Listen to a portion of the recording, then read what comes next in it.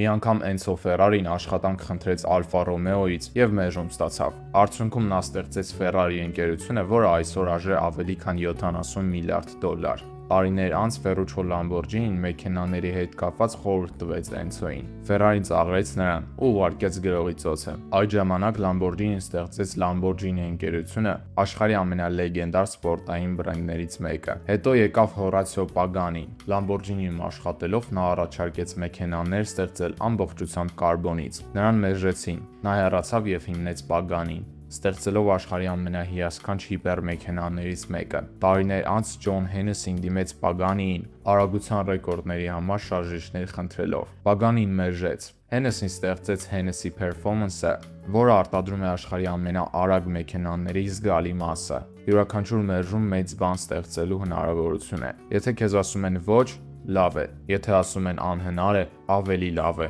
Դա նշանակում է, որ դու ունես հնարավորություն կառուցելու քոնը։ Եթե սեղմես բաժանորդագրվել, քո կյանքը կլինի ավելի լավը, քան եթե չսեղմես։